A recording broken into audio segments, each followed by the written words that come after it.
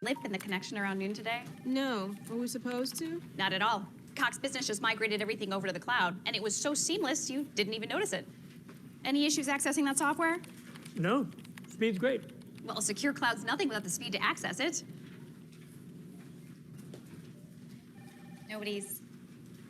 Right, well, enjoy your seamless cloud integration. Experience the power of Cox Business Cloud Solutions.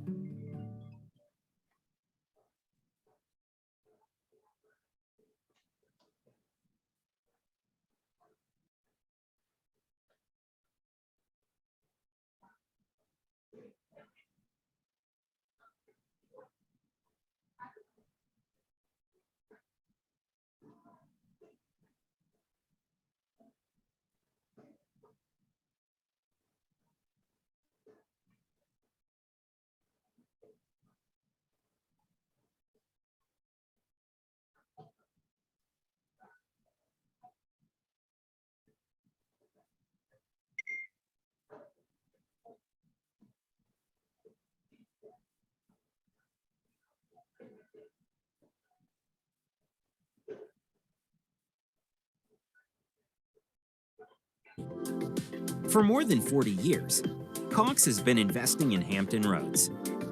Our fiber network is built to deliver gig speeds to the region, enabling smart homes, businesses, and a smart community today, and to support the Internet of Things and 10G tomorrow.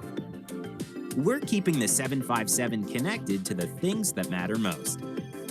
Find out more at cox.com.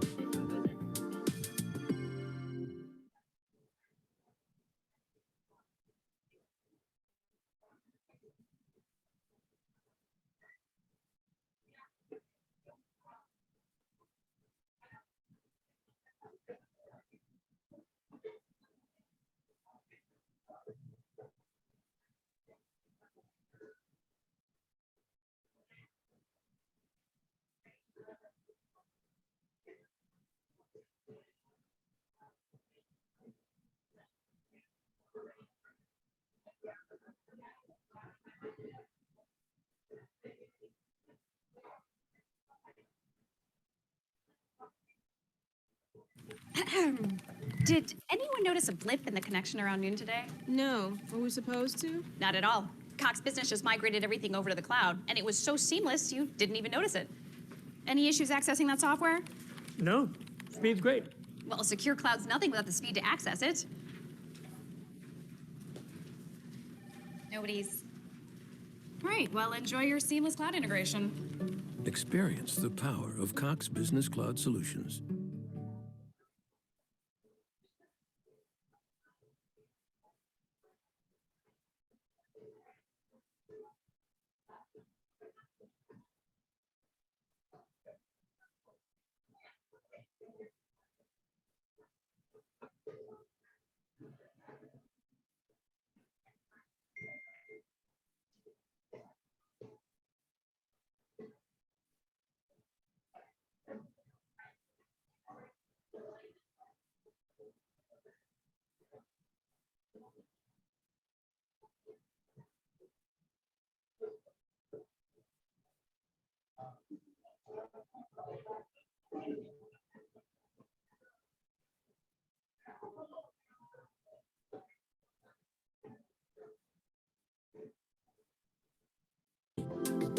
For more than 40 years, Cox has been investing in Hampton Roads. Our fiber network is built to deliver gig speeds to the region, enabling smart homes, businesses, and a smart community today, and to support the Internet of Things and 10G tomorrow. We're keeping the 757 connected to the things that matter most. Find out more at cox.com.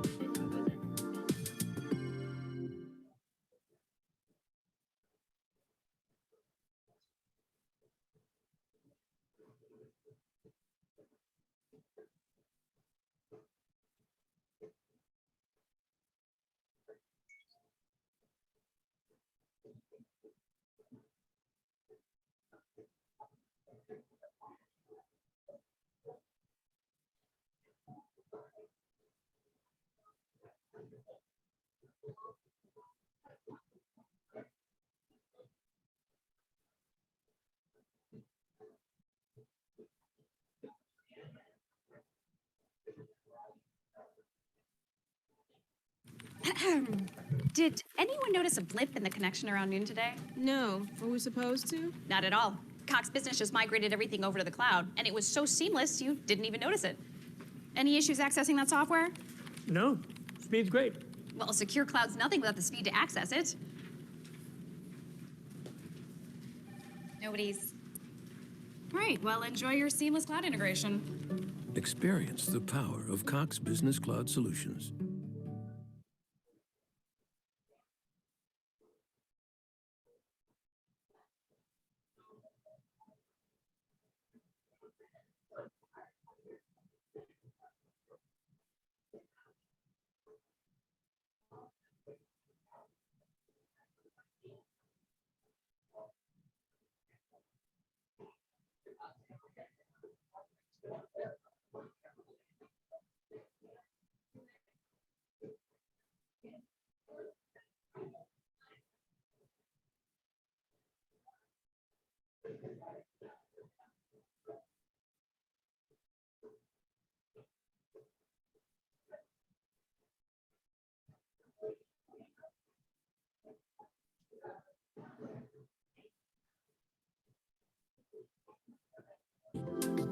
For more than 40 years, Cox has been investing in Hampton Roads.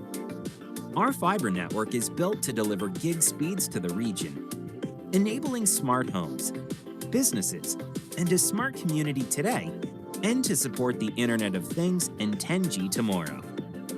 We're keeping the 757 connected to the things that matter most.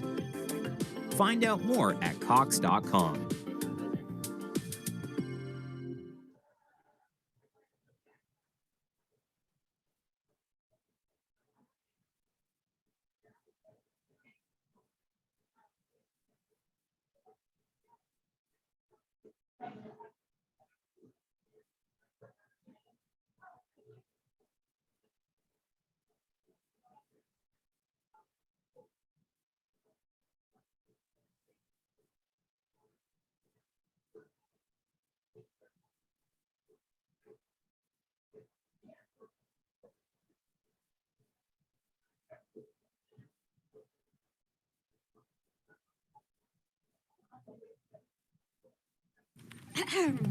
Did anyone notice a blip in the connection around noon today? No. Were we supposed to? Not at all.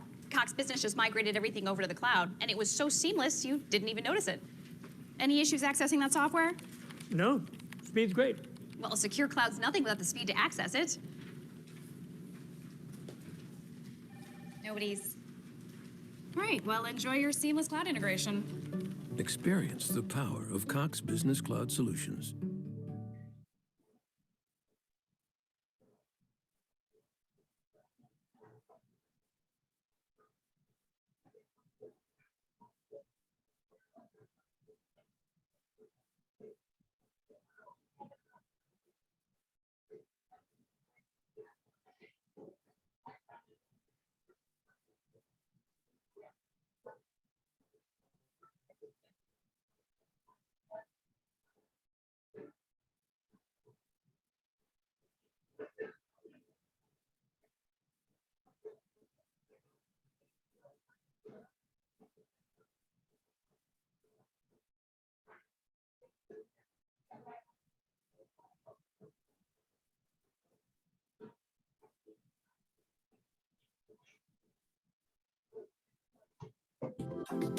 For more than 40 years, Cox has been investing in Hampton Roads.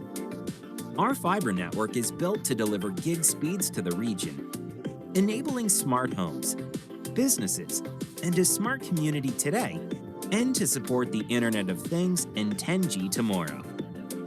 We're keeping the 757 connected to the things that matter most. Find out more at cox.com.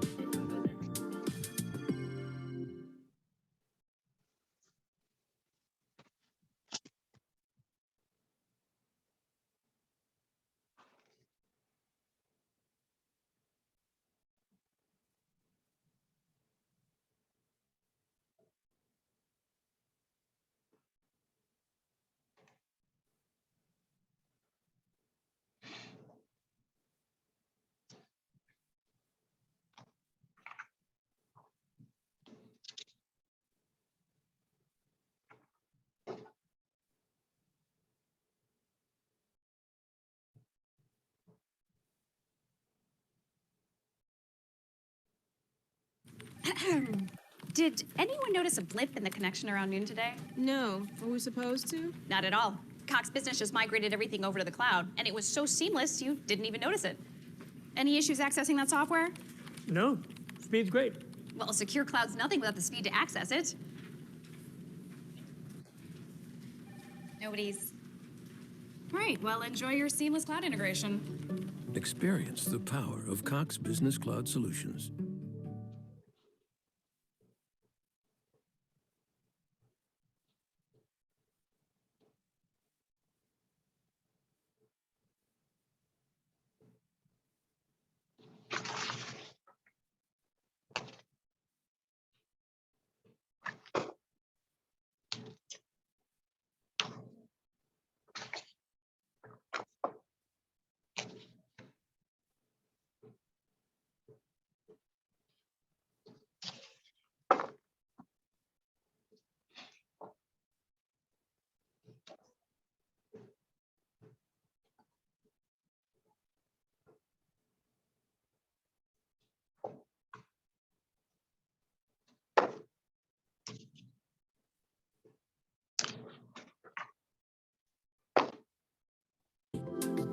For more than 40 years, Cox has been investing in Hampton Roads. Our fiber network is built to deliver gig speeds to the region, enabling smart homes, businesses, and a smart community today, and to support the Internet of Things and 10G tomorrow. We're keeping the 757 connected to the things that matter most. Find out more at cox.com.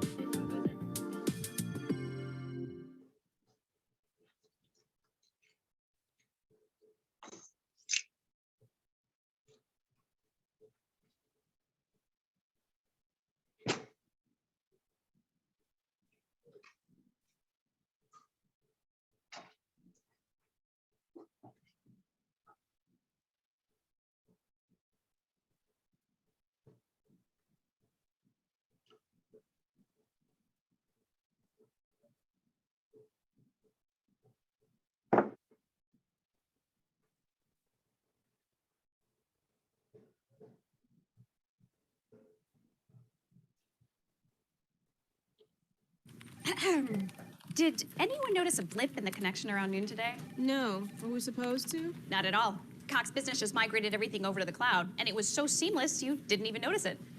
Any issues accessing that software? No, speed's great. Well, a secure cloud's nothing without the speed to access it.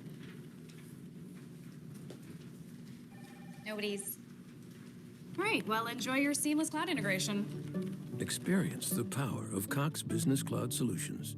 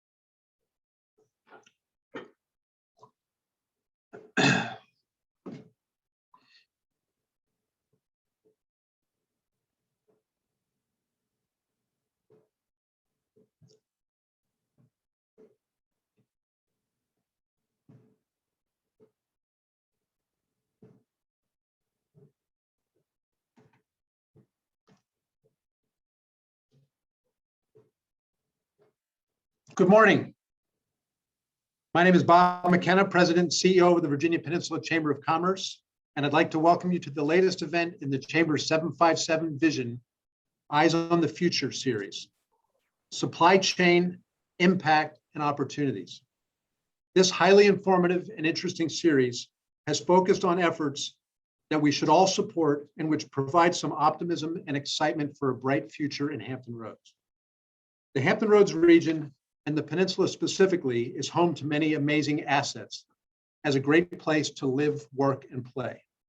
3 of those assets are represented on our panel today: shipbuilding and ship repair from Newport News Shipbuilding, the Port of Virginia, and our strong manufacturing sector represented by the Virginia Manufacturing Association.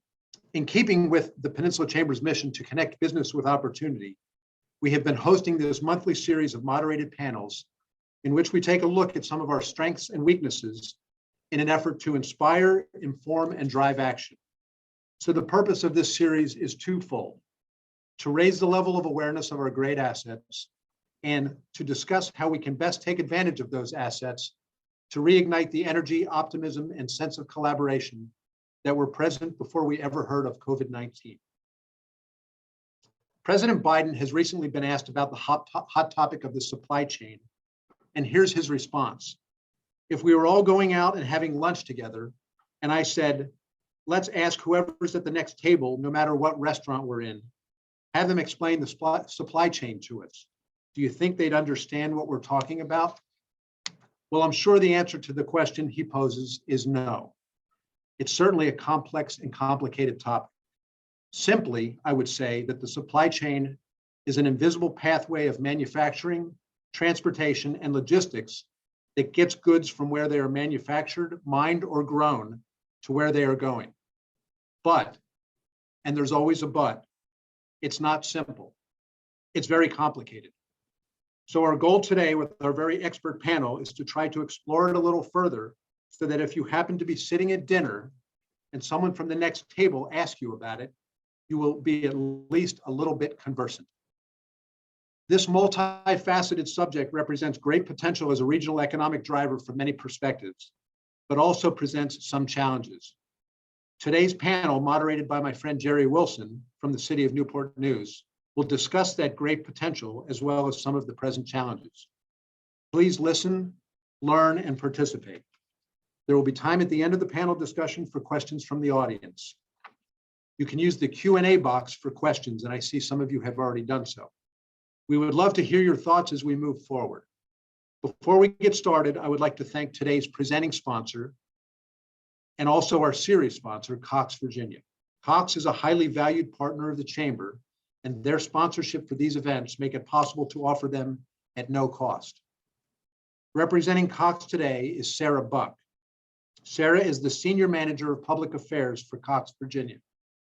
Her focus is working towards building a better future through business development opportunities, digital equity programs, and corporate social responsibility. Sarah currently serves on the Virginia Peninsula Chamber's Board of Directors and was just this week promoted to our executive committee. Sarah has a bachelor's degree in communication studies from Virginia Tech. Go Hokies, especially go Hokies rugby, because my son is playing this weekend in the National Rugby Championship in Houston, Texas. So Go Hokies has a personal response from me also. In 2016, Sarah was recognized as one of Hampton Roads' top 40 under 40 by Inside Business, and is a Girl Scout Council of Colonial Coast future famous former. Ladies and gentlemen, Sarah Buck.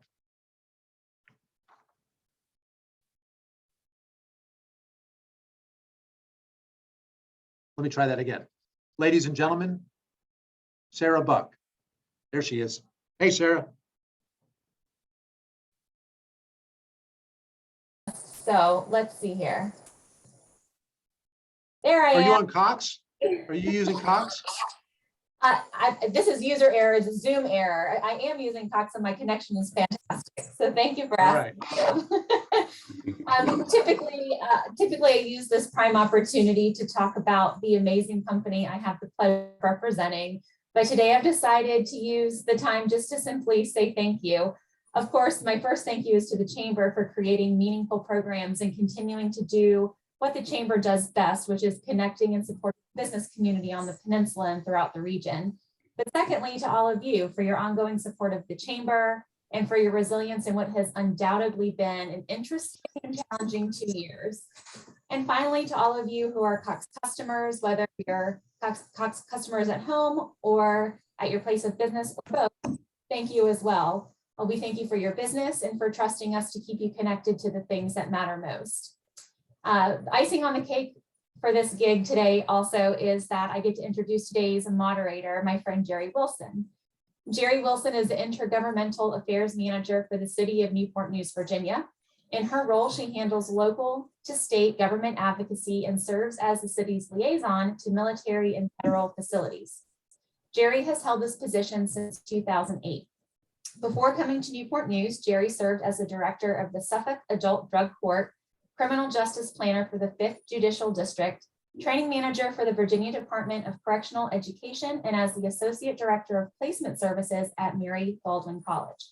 She admits to having a mild case of career attention deficit disorder and loves that in her current role, she is constantly faced with new and sometimes intriguing public policy issues. Jerry attended James Madison University in Harrisonburg, Virginia. Go Dukes. Love that basketball win against UVA, by the way, where she earned a bachelor's degree in business administration and her master's degree in public administration. She completed the Weldon Cooper Center for Public Services LEAD program in 2009 and is a 2015 graduate of the University of Virginia's Sorensen Institute for Political Leadership. Jerry is a founding member and the current vice chair of Virginia Women Leading Government and is active in several professional associations and regional policy committees. With that, I give you Jerry Wilson. Thank you, Sarah. I was hoping you might cut out some of that stuff, but go Dukes, yeah.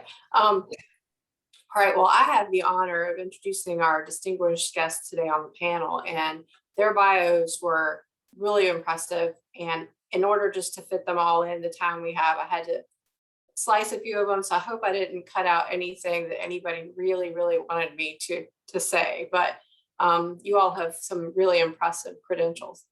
So our first panelist is Ray Montgomery. Ray is the director of the Supply Management Division at Huntington Ingalls Industries, Newport News Shipbuilding. Ray has 38 years of experience at HIINNS, including 34 years in engineering.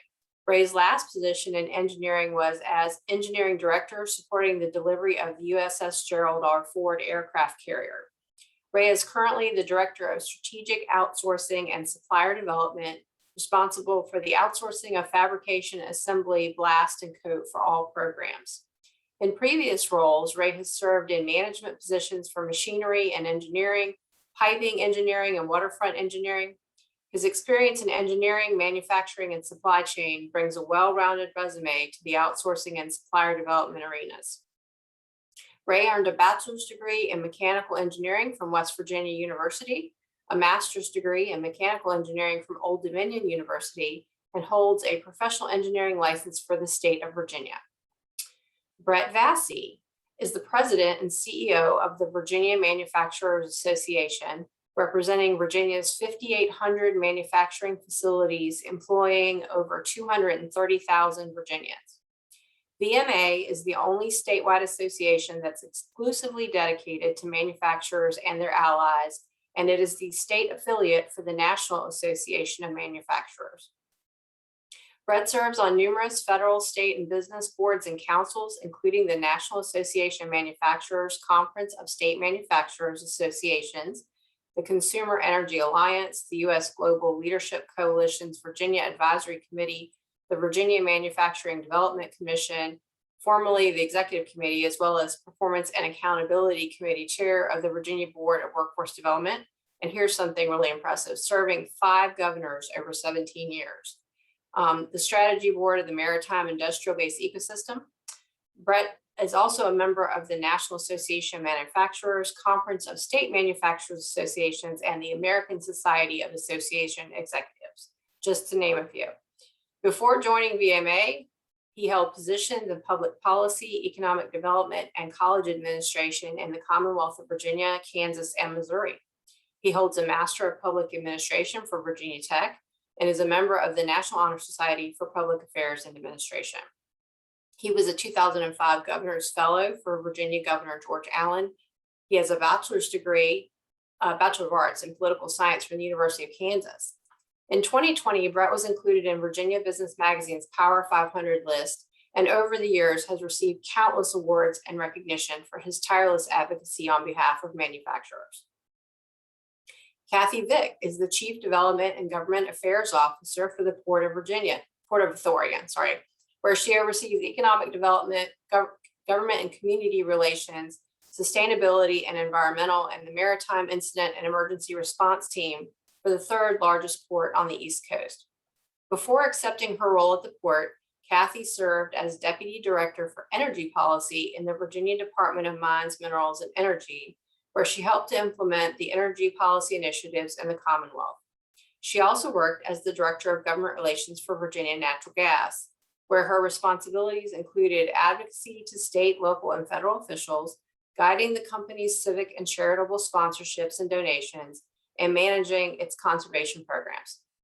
Kathy serves on various boards such as Optima Health, Town Bank, VB Executive Board, the Alliance, Lead Hampton Roads, Virginia Clean Cities, the Hampton Roads Chamber of Commerce, among others. She has a law degree from Georgia State University College of Law, a master's degree in business administration from the College of William and Mary, and a bachelor's degree in political science and communications from James Madison University. Again, go Dukes. Kathy is also a 2005 fellow of the Sorensen Institute of Political Leadership, a 2009 graduate of Lead Hampton Roads, a 2015 graduate of Lead Virginia, and a 2019 graduate of AAPA's PPM program. Wow, that was a mouthful, y'all. Okay, at this time, I'd like to give each one of the panelists an opportunity to make a brief opening statement before we get into some of the questions that I would have for you. So why don't we start with you, Ray, if you want to take it away? Okay, good afternoon. I think we have all the universities covered there. And Brett, I'm looking forward to my Mountaineers having another crack at the Kansas Jayhawks this season in basketball. So let me start by giving you some context as to who I am and where I fit into Newport News Shipbuilding. My boss, Brian Cacavalli, is Vice President of Supply Chain Management. He has 5 director areas, of which I have one of those for outsourcing and supplier development. We also cover procurement, logistics, transportation, and today I can speak to any of those areas, but I'll probably dive a little bit deeper into my AOR. So a little bit about the shipyard, recent events right now. We've got our largest backlog of work that we've ever had on submarine programs, aircraft carrier programs. And one thing that has allowed us to do is we're buying more and more material than ever right now from suppliers in the region.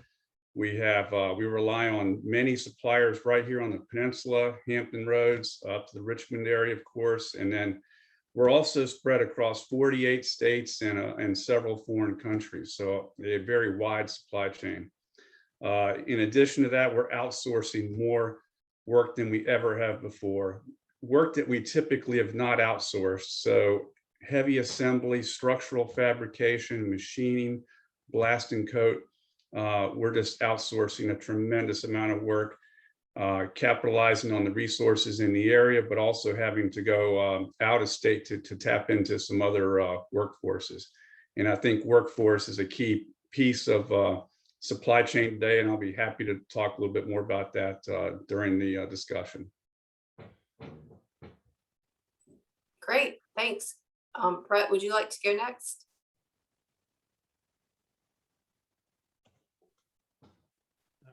Thank you, Jerry. And I also want to thank Bob McKenna and the Virginia Peninsula Chamber for putting this together. This is always an important issue, and I agree. It's a complicated issue. Folks don't oftentimes understand supply chain.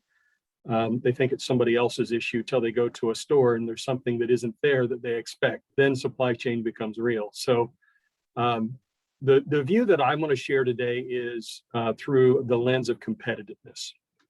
Is when we think of supply chain has lots of issues associated with it that can create disruptions. And that's really the only time that Americans generally start thinking or talking about supply chain is when something's not available. But manufacturers get up every day thinking about how to make their supply chain more efficient. And they do that on a regular basis. So the 6,700 factories in Virginia and their supply chain in Virginia, you know, that's the world that they work in. And what I want to communicate to folks is the supply chain for manufacturers truly is global. We are trying to reshore as much as we can because we've learned lessons over the last 2 years, primarily about risks. But the reality is it will always be a global supply chain unless you have a defense, for instance, with raised work. Oftentimes there are defense mandates where they can't be globally sourced. They have to come from domestic. But for the most part, all size manufacturers, small, medium, and large, it is a global supply chain. You've got to manage that risk. And you have to have a state that really understands how to help small and medium businesses in particular mitigate those risks. And that's why it's such an important point today that we've got manufacturers, we have got the port, we have got the chamber, all of us that have some role in that ecosystem in helping those businesses with import, with export, with the movement and the making of products, because that's truly what makes a dynamic Commonwealth. And so from my vantage point, I see Virginia positioned to have huge opportunities ahead of it when we think about how to take advantage of the global economy and the assets that we have at our disposal. We just have to make some few changes to make sure that we restore some competitiveness we've lost. We get ahead of some of our competitors that run ahead a little further, and that we think down the road, what is the next big thing that we can do to make a leapfrog ahead all our competitors and put our businesses and our citizens in a posture to benefit for the next 20 years and have that positive glide path. So that's what I want to talk about today. And I'm glad to be on the panel with such a august body of thinkers and doers. Thanks, Brett. Kathy, would you like to make some opening comments? Sure. Thanks, Jerry. I think it's funny, such a timely topic when you look at, Bob said someone sitting next to you in a restaurant. I never had so many questions at the Thanksgiving table this year, right? Because everyone is talking about the supply chain. I read an article the other day in the Wall Street Journal that said the word supply chain in search engines has gone up 412% in the last 2 months. So I don't know if it was because 60 Minutes talked about it or because people still can't get G2 on the shelf at their local Food Lion, but everybody is concerned with the supply chain right now. And I'm with Brett. I'm eager to talk about what we've done here in Virginia to stay ahead of the curve, to remain competitive. We are actually more fluid than any other port in the nation right now. And we are the fastest growing port in the nation right now as a result, with 29% growth year over year, because we made investments before all of this happened that added capacity and gave us the ability to remain fluid through a very, very challenging time. And so our new mantra to our customers and the beneficial cargo owners is move your cargo where your cargo can move, because the Port of Virginia is ready to serve. So look forward to the conversation today and talking about the impacts that we've seen and then our path forward to remain competitive and to really best serve the supply chain, both locally but also globally, as Brett mentioned. Thanks so much for having me and for the kind introduction earlier. Thanks for being here. I think, if you listen to the radio or television, you can't not hear some of this. I mean, I think it hit home for us. There was a minor panic when we heard on the news that there was going to be a shortage of chicken tenders. The kids aren't happy about that.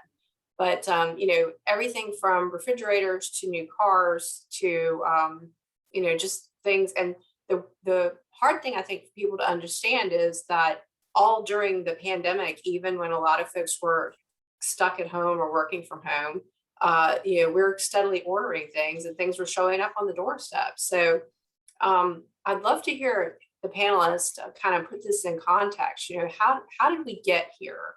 How did we get to the place we are now? And maybe as part of that, I think one of the questions I noticed in the Q&A was, West Coast, East Coast.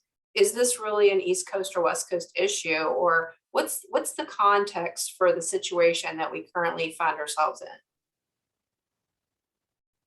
Brett, maybe as the industry person, you might want to tackle that one first. Yeah, I I think the context we find ourselves in as a nation when we think about supply chain and why it's relevant is because of, again, going back to that issue of there's the difference between dependence and interdependence. And what I mean by that is when we have shortages and when we have scarcity in things like fuel, in things like masks, all of those are not interdependent, they're dependency related.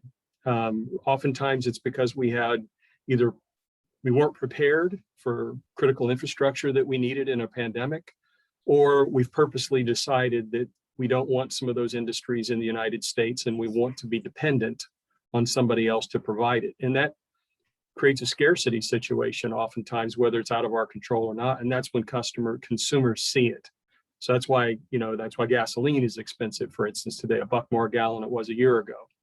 That's why folks couldn't find masks, and they were cutting up. I remember this time last year, some folks were still cutting up t-shirts so that they could put it over their face and go in public restaurants. It really had serious consequences. And so from that point of view, when you really look at the lens of what can you control and where are you really purposefully planning for critical infrastructure to be available domestically, scale it up, have all the public policies so that it's not scarce. I'm afraid to say that we have not learned all those lessons as a nation. I'll give you one very, very small example. Every single one of our healthcare organizations and hospitals last year had 6 months or more of scarcity in masks. We had 5 manufacturers shift production to start manufacturing masks and gowns. Today, all of those plants are shut down or nearly inoperable because all of our public institutions went back to buying Chinese imported and Korean imported product. We didn't learn a single lesson of the last year, 2 years. So those are things that we have an opportunity to correct when we look at everything from sanitation chemicals that we had dependency for import versus things where we have interdependence like automotive. Automotive truly is interdependent. That's a purposeful global supply chain, just like Ray mentioned, that most people think that ships are all made in Virginia. There's a reason that they source from 48 states. And many manufacturers make those choices so that they can mitigate risk if something happens in one state or in one country, they can shift production to another. And so automotive is probably a good example of interdependence.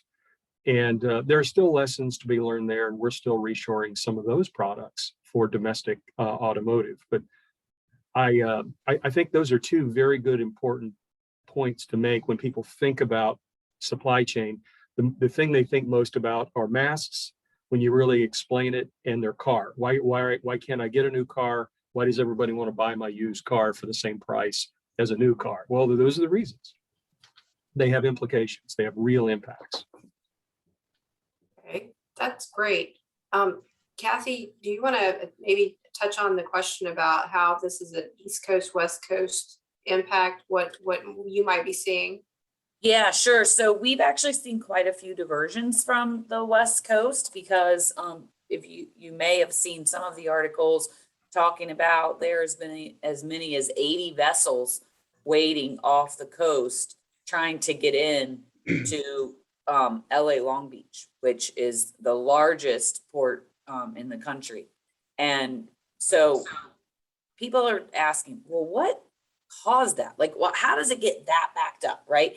And part of the problem is that you have to look end to end.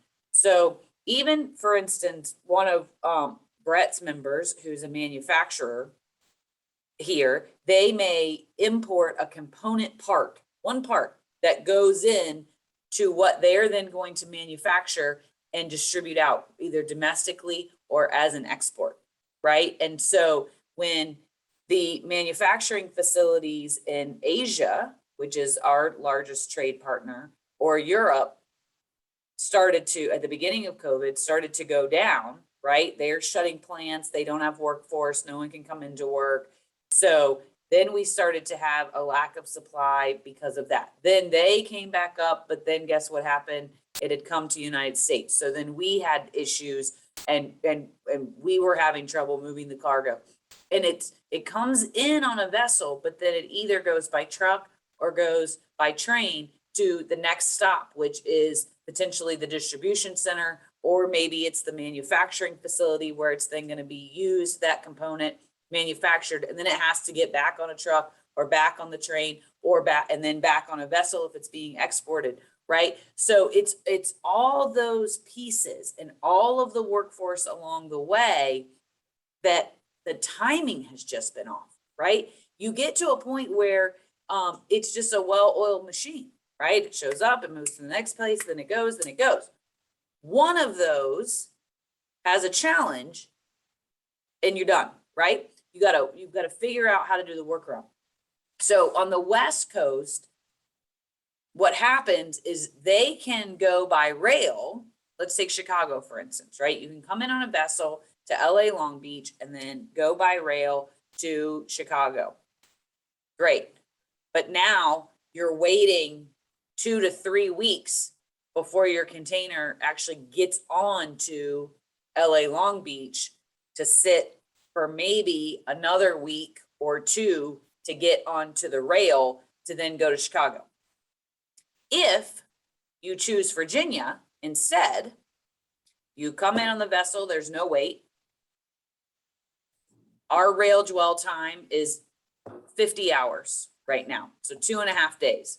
Typically it's under 36 hours, but we've had some upstream challenges at some of the rail hubs where they've asked us to embargo for a few days, right? So, but we are so fluid that we can still move it. So think about what just happened. That component manufacturer just saved 4 to 5 weeks from getting to the same spot to the same spot. So that's when you say, is it an East Coast, West Coast problem? Sort of, right? Because we're a network. So if one backs up, they have other options. But it's, do they have the vision 5-6 weeks out to make that different choice? And so that's really where we've had to have enhanced communication, not just with the shipping lines, but also the beneficial cargo owners who are your Lowe's, your Targets, your Cannons, your Steels, you know, the companies who are relying on this network of services so that they can make different choices. And going back to the competitiveness for Virginia is we are seizing on that opportunity. Like I said, we're the fastest growing port right now. So what we have to do is continue to keep our service levels up so that we keep that cargo, and then we're able to attract more business to Virginia who wants the benefit of that level of service that we're able to provide. Great, thank you, Kathy. You've all mentioned workforce and supplier issues. And so I'm going to start with Ray on this question. When we talk about the importance of both of those things in an industry as massive as shipbuilding, and has this crisis given you an opportunity to maybe try and connect with new suppliers or find new ways to develop workforce, or use it as sort of an opportunity perhaps to maybe do things differently or better at the shipyard? Yeah, I think that the real driver for us specifically has been our backlog of work, as far as bringing in new suppliers, new competition. Back to the earlier conversation though, with dependent and interdependency, we certainly have examples of both of those. When the pandemic started, we were in desperate need of PPE, safety gear, masks, and that's a very dependent supply chain. From an interdependent example, and I'm glad that Brett brought that up, because we have clear examples where we have a supplier right in Hampton who may be manufacturing an assembly for us that's needed on a submarine, yet that raw material is coming from a supplier in Illinois to us, to that supplier in Hampton, and we end up holding up that supplier in Hampton. So there's definitely a lot of examples there of that interdependency.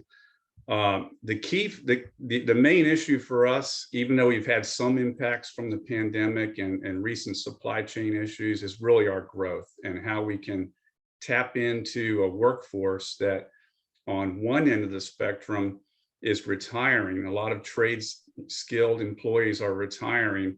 And on the other end, we've had a harder time in the last 5 to 10 years bringing in new hires from high school into those trade skills because there was such a large push on 4-year degrees.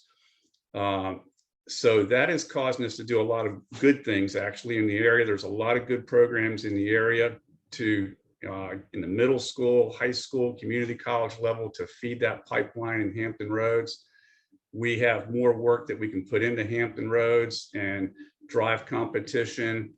But at the same time, our total workforce is obviously limited. So we have to also look at other pockets where we've brought on new suppliers in Pennsylvania, North Carolina, upstate Michigan, to have that balance. The good news is we have a lot of work. So we're able to put more work in the Hampton Roads area, more competition, have existing suppliers do different things for us, bring on new suppliers, but also having to look elsewhere because of that workforce pipeline funnel that we have in Hampton Roads. Great. Okay, here's a question. I hope this isn't a curveball, but are there public policy things that state or federal, or are there public policy things that could be done to maybe ease this supply chain issue for your organizations? I see Brett. He's got this smile. He's like, yeah. Well, I'll go ahead and go. Yeah, hands down. Much of this is this disruption in the supply chain. It really is. It starts at the personnel level, not only in this country but in other countries, because we all are trying to feel our way through how to comply with a pandemic, and it ranges from countries like Australia, where they have a complete shutdown of the whole country. You can't get in, you can't get out, or New Zealand, I think, is still in that situation.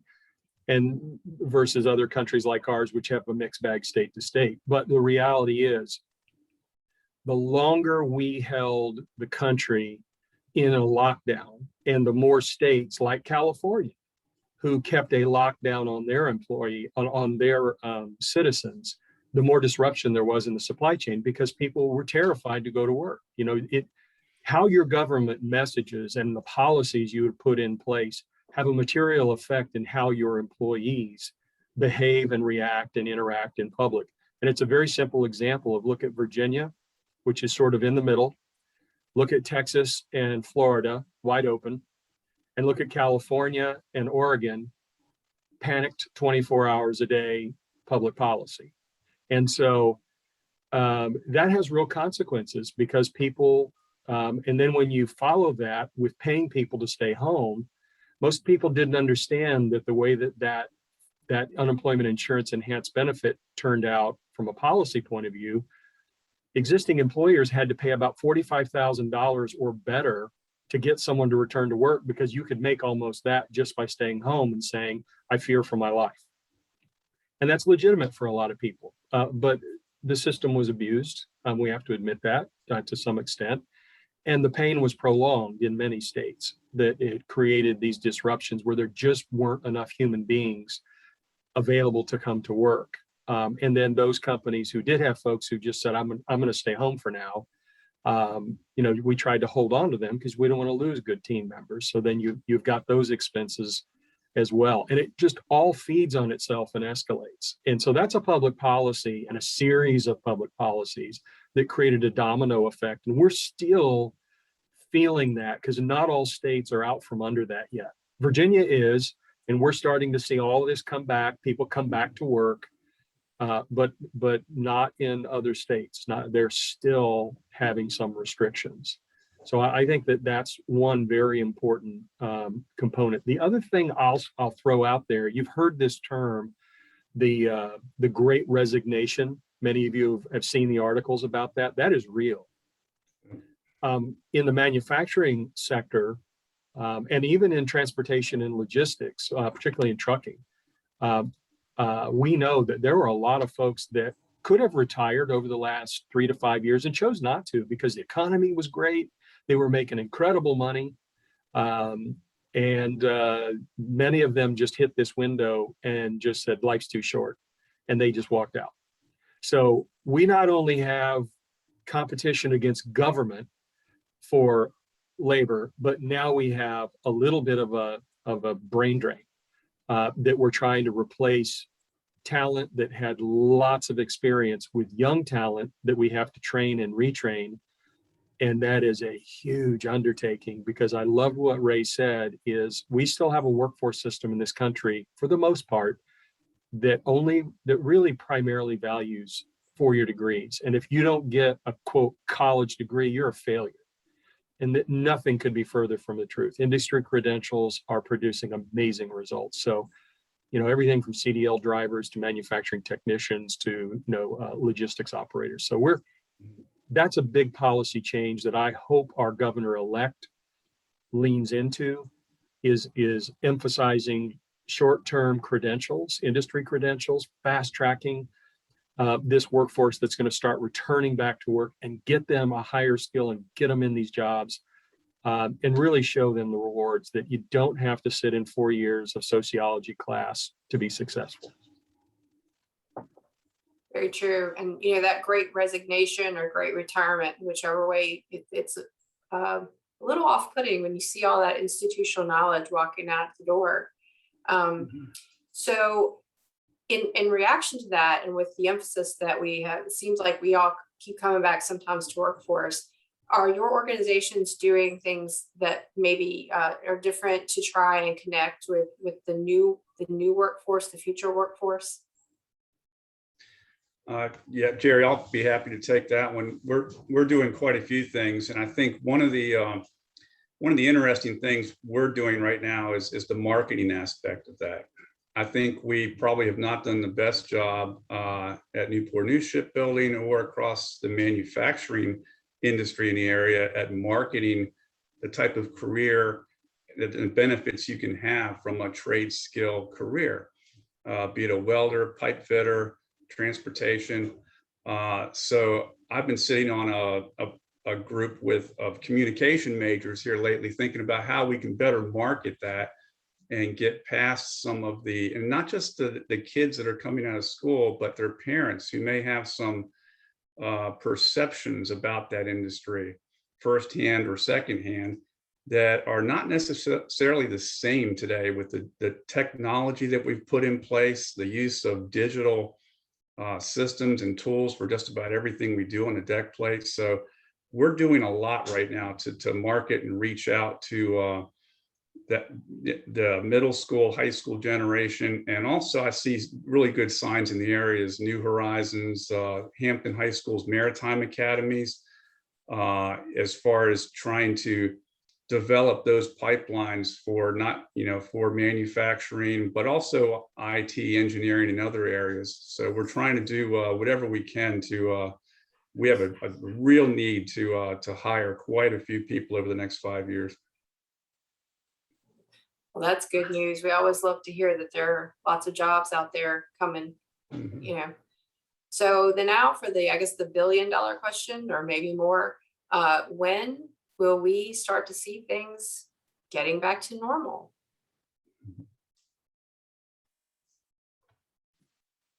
If we knew that, Jerry, we would be in really good shape.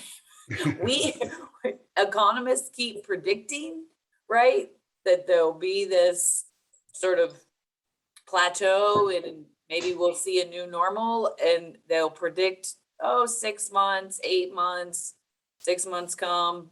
Nope. Continuing. The last article I read said it could extend as long as 2024 at this sort of surge level demand. And I think if you listen to the things that we're saying, these things take time, right? So if you have a shortage of truck drivers, if you look at the process to get a commercial driver's license, right? And the number of hours of training that they have to do and all of those things. That's not going to be fixed overnight, right?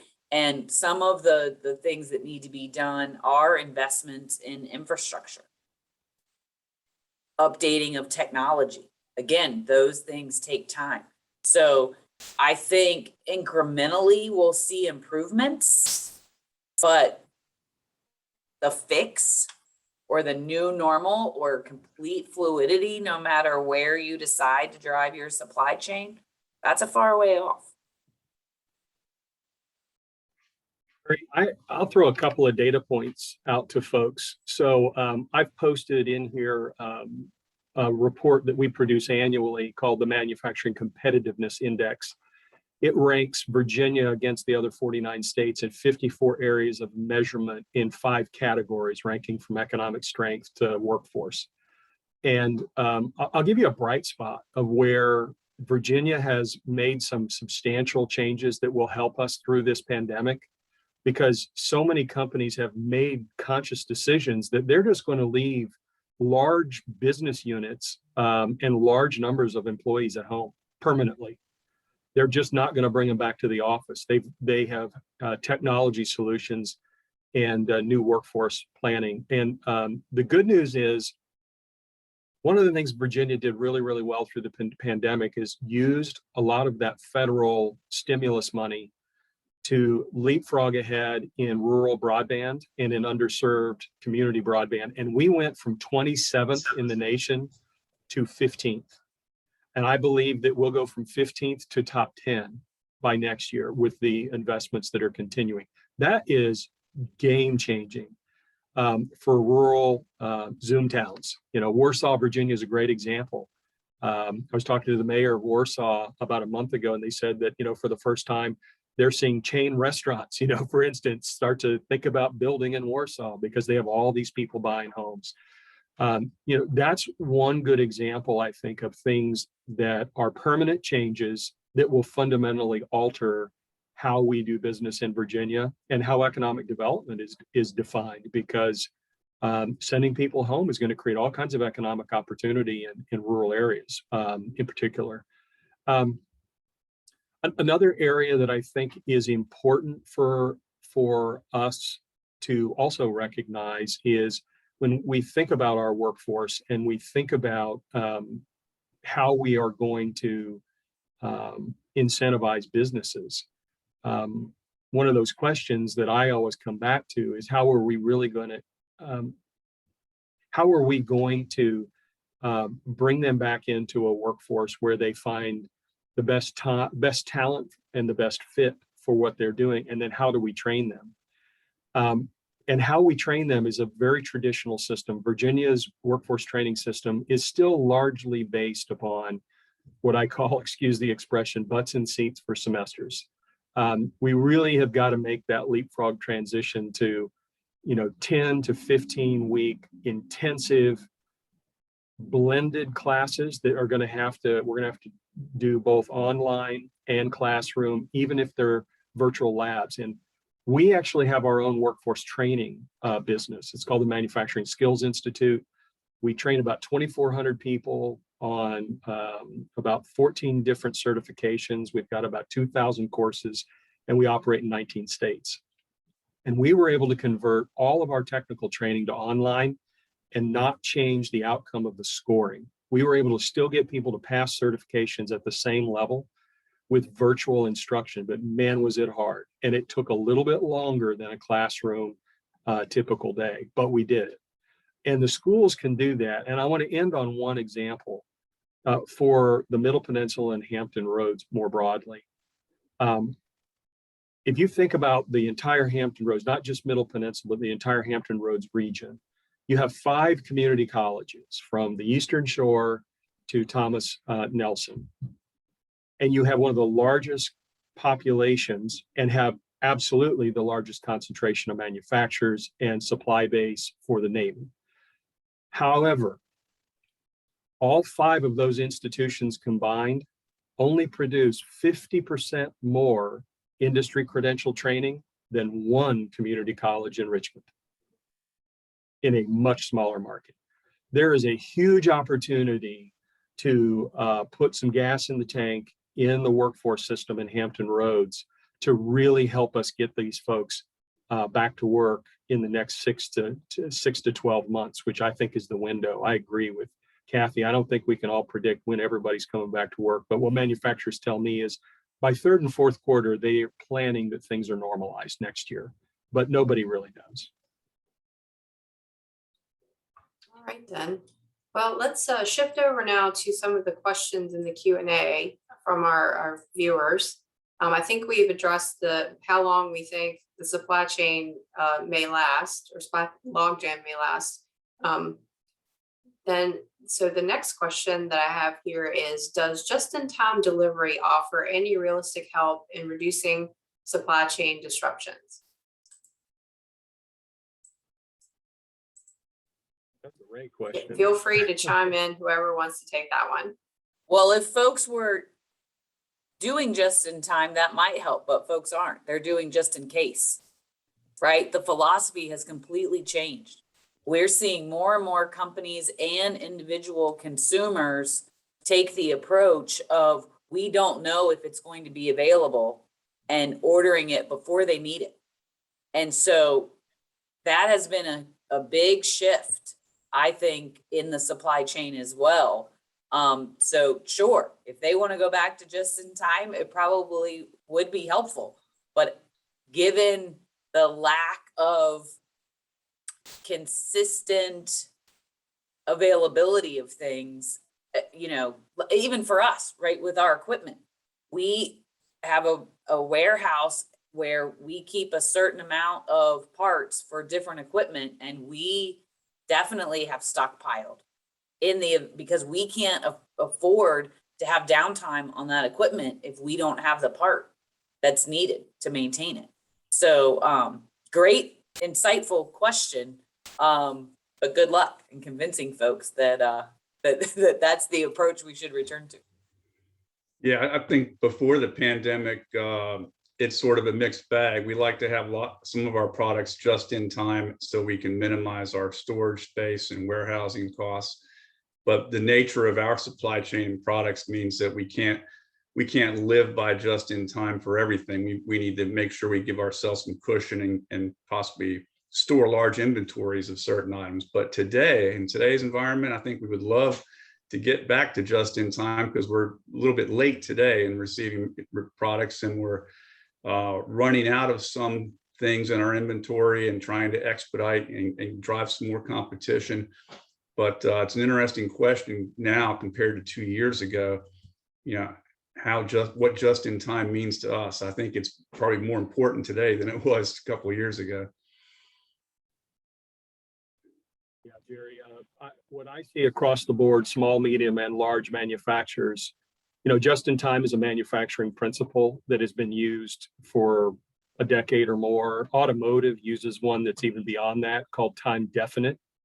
That means that the suppliers, they don't keep inventory. Suppliers keep inventory, and you must deliver at a specific day and time because it immediately is integrated into production. And it's all about lowering the cost per unit produced. So it's all about efficiency. Ray said it better than I certainly can, but I see it across the board. Everybody's manufacturing product or buying components for inventory, which is a big no-no in manufacturing because it increases costs, makes you less efficient. It's all about lean, and that's not very lean. But the beauty in Virginia, we don't tax manufacturers' inventory. So it doesn't harm us other than it kills our financial statements and it kills cash flow because we have a lot of money tied up in inventory that we wouldn't otherwise. So it just makes companies a little less flexible. They have to have good banking relationships or good reserves. And that's the reality that they're in, but they're all putting lots of warehouse products up, and that's very unusual. All right, thank you. All right, now we have a question here that relates to the Supplier Technological Assessment and Validation System. So it says, can each of you describe the use of STAV's process in strengthening the critical defense and transportation suppliers? So I'll take that one first because I can help define what that means, because Brett and Kathy might not be familiar with it. So STAVE is Supplier Technical Assessment and Validation. It's a tool that we started using about 4 years ago, primarily for our more critical, complex components, where we would go out to a supplier, spend 2 days on site with a team of subject matter experts, about 8 folks from weld engineering, quality, machining, whatever background we needed to bring with us, to really do a deep dive assessment of that company's capabilities to go execute that complex critical component.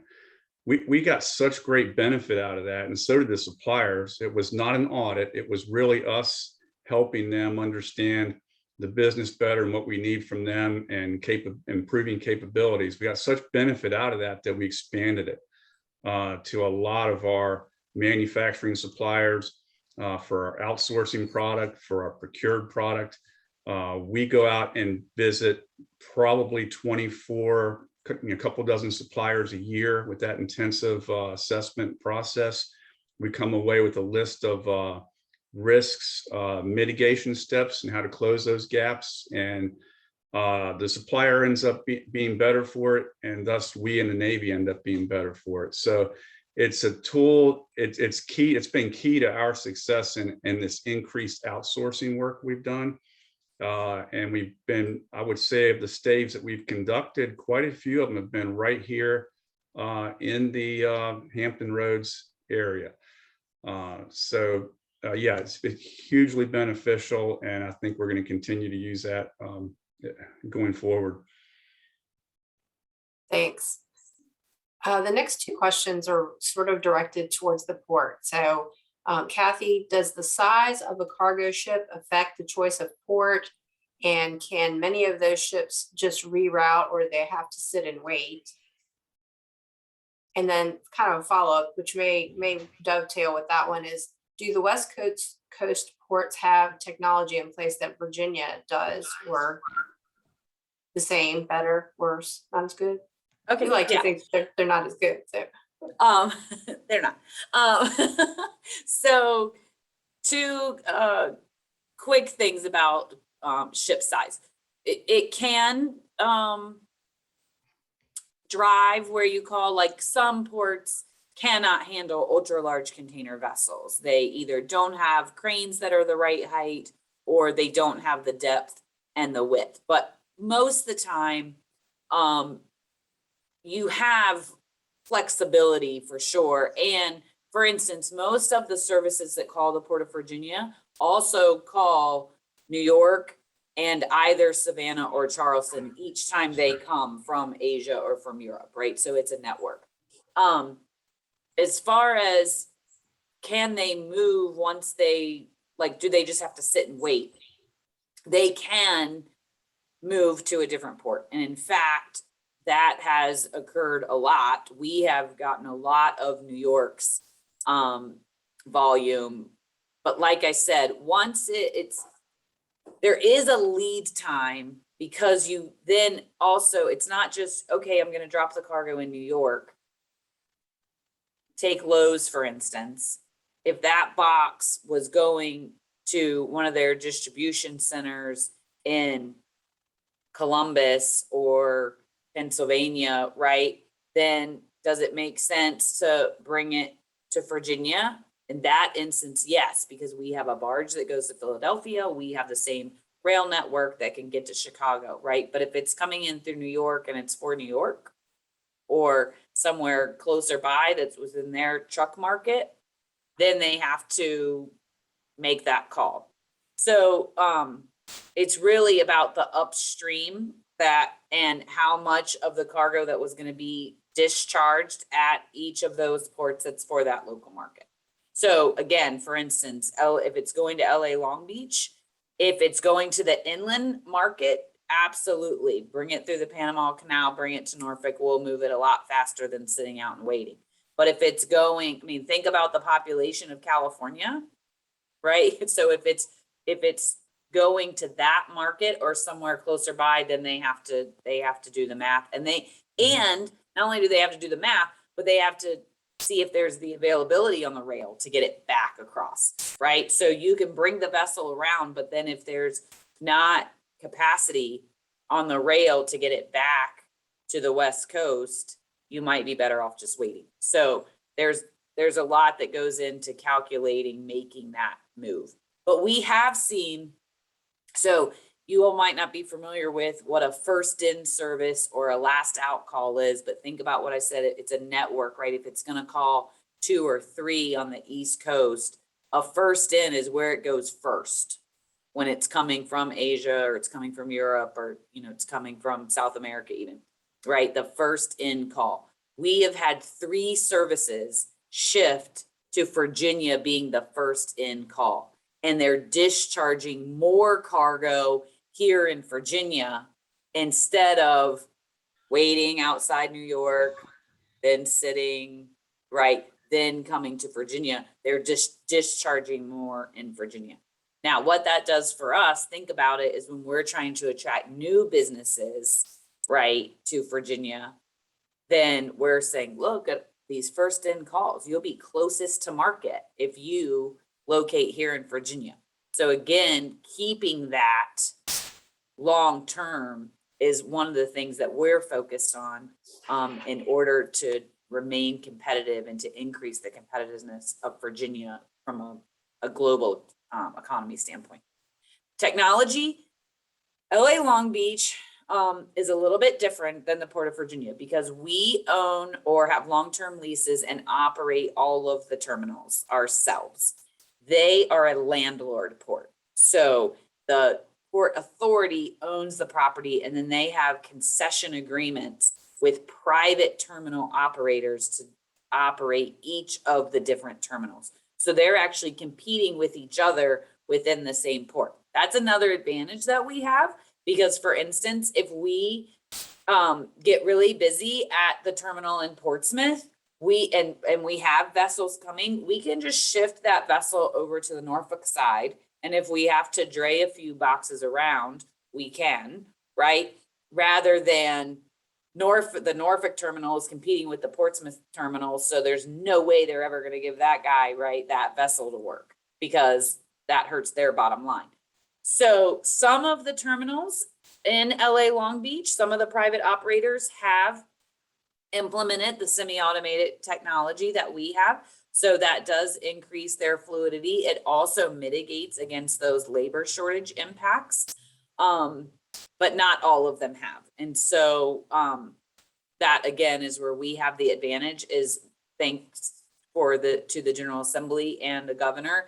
They invested in the semi-automated technology, both in our Portsmouth terminal and doubled the size and then modernized the south end of our Norfolk terminal. And in fact, there will be, it doesn't come out till next Thursday, but hopefully there'll be money in the budget to help start the modernization of NIT North as well. So again, getting ahead to make sure that we have that capacity as we continue to grow. So thanks for the question. It's a great question.